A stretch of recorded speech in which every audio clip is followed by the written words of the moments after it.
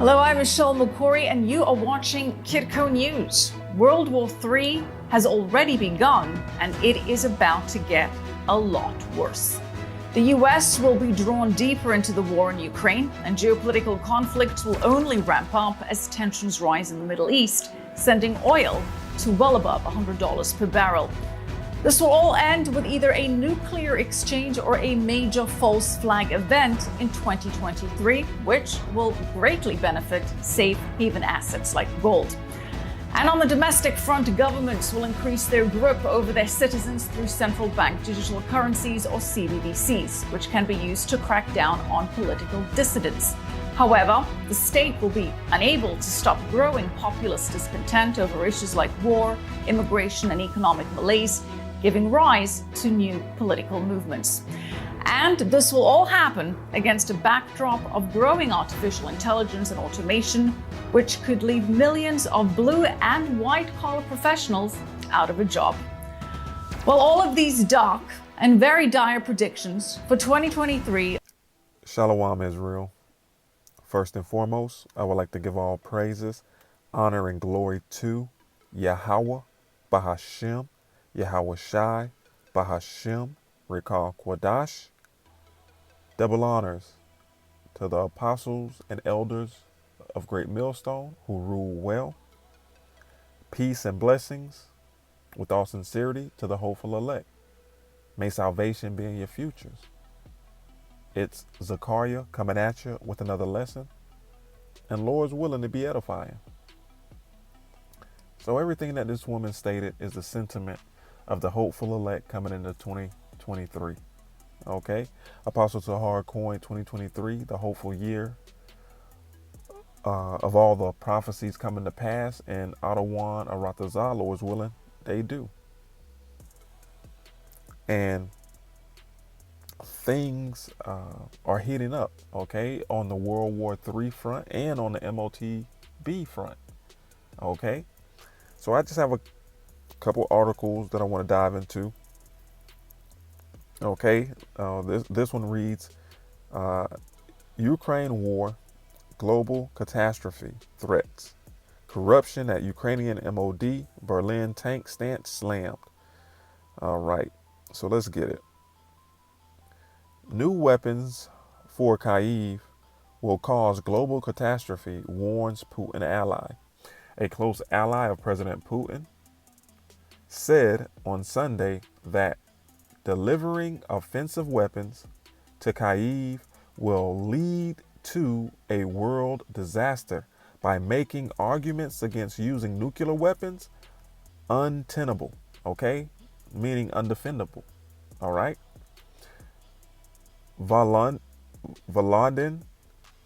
Speaker of the Duma, Russia's lower house of parliament, warned that U.S. and NATO support of Ukraine is pushing the world to a terrible war.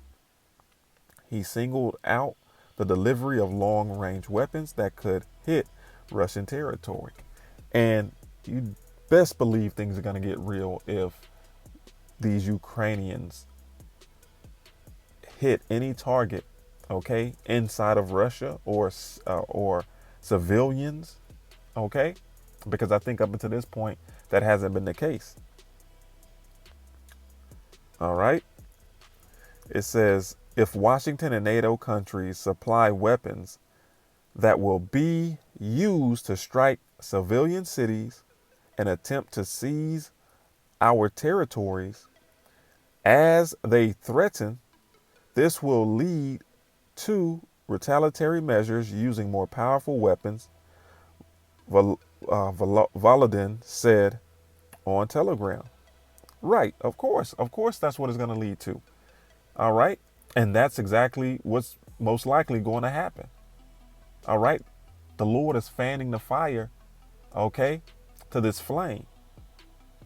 He's increasing it. Things are getting real, man. And it's going to get to the point where it's going to be all out nuclear war, okay, Armageddon. All right. So it reads, arguments that the nuclear powers have not previously used weapons of mass destruction in local conflicts are untenable, because these states did not face a situation where there was a threat to the security of their citizens and the territorial integrity of the country. Volodin, 58, has been the Duma speaker since 2016, having previously held a senior role in the presidential administration. As a member of Putin's Security Council, he has regular access to the president. Okay, so, and what he's saying is absolutely right. Okay, and what America Babylon the Great is doing. Okay, supplying Ukraine with long-range weapons. Okay, and we're gonna touch on that. But first, let's get a precept. So I have a few. Where do I want to start? So let's start with Malachi 4:1. And it reads, "For behold, the day cometh that shall burn as an oven, and all the proud, yea, and all that do wickedly shall be stubble. And the day that cometh shall burn them up, saith the Lord Yahweh of hosts, that it shall leave them neither root nor branch." Right. And that day is quickly, fastly, speedily approaching. Okay? All these events that are taking place currently are leading to this specific day. All right? That Malachi is speaking about. Now, real quick, just to prove that what that Russian official was saying in the first article is true, check this article out from Al Jazeera. U.S. eyes long-range rockets for Ukraine as arms supplies dwindle. The Pentagon is considering a proposal to supply Ukraine with cheap, small precision bomb fitted onto abundantly available rockets, allowing Kyiv to strike far beyond Russian lines as the West struggles to meet the demand for more weapons. Okay, is that not what the official said? Okay, the Russian official. It says U.S. and allied military inventories are shrinking. Ukraine faces an increasing need for more sophisticated arms as the war drags on. Boeing's proposed system, dubbed GLSDB, is one of about a half dozen plans for getting new munition into production for Ukraine and the U.S. Eastern European allies, industry sources said. It says GLSDB could be delivered as early as spring 2023. Okay, so you see, hey, we are in those days, baby. We are in these days. It says, according to the document reviewed by Reuters news agency and three people familiar with the plan. All right. So let's see. It says Doug Bush, the U.S. Army's chief weapons buyer, told reporters at the Pentagon last week the military was also looking to accelerating production of 155 millimeter artillery shells currently manufactured only at government facilities by allowing defense contractors to build them. The invasion of Ukraine drove up demand for American-made weapons and ammunition, while U.S. allies in Eastern Europe are putting a lot of orders in for a range of arms as they supply Ukraine. Yeah, because war is big money, man. Okay, but this just proves the point of the first article. All right, the Lord is mustering the host of the battle, man. So from there, let's get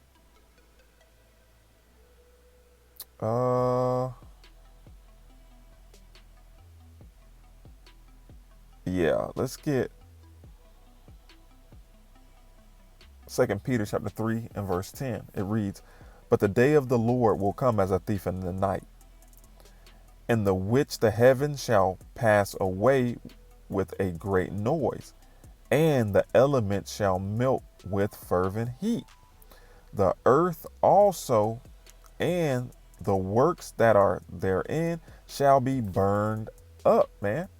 So that noise is coming from the impact of the intercontinental ballistic missiles, the hypersonic missiles, and the elements melting with fervent heat is what happens after a nuke is set off, man. The Lord isn't trying to hide anything from you people, man. All right? He's trying to make this as clear as day, man, because he's a righteous power. He has to warn you before he brings judgment. All right? So from there, okay, when these elements and all these things, are melting with fervent heat, let's see what the people are going to be doing. Okay, this is Zechariah chapter 14 and verse 12. "And this shall be the plague wherewith the Lord Yahweh will smite all the people that have fought against Jerusalem. Their flesh shall consume away while they stand upon their feet, and their eyes shall consume away in their holes, and their tongue shall consume away in their mouths," man. All right.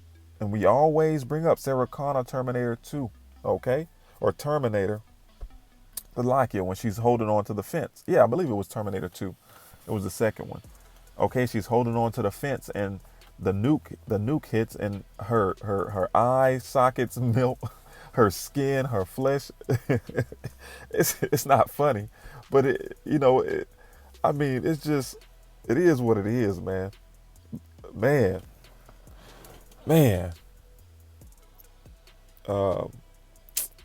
Let's go to the next one. This is Joel chapter 2 and verse 3. All right, because even in it, Joel describes the capabilities of the ICBMs, man, or these hypersonic missiles. It says a fire devoureth before them, and behind them a flame burneth. Right, because in the head of these ICBMs, the top cone-shaped portion are the warheads, okay, where all the explosive power is, and behind them, okay, is the propulsion system. So it says, "A fire devoureth before them, and behind them a flame burneth." The land is as the Garden of Eden before them. So before they hit, the land is nice and beautiful, and everything's in its place. Okay, but let's see what happens after. "And behind them a desolate wilderness, yea, and nothing shall escape them." Nothing is going to escape the judgment, man, of America, Babylon the Great, man, and you heathen. Okay, and 2/3 of the nation of Israel. The Lord is not playing. Okay, and after that takes place, okay, this is how the other nations are going to mourn and lament for America, Babylon the Great being destroyed in 1 hour, man, because they're not going to be able to make money, okay, with her anymore.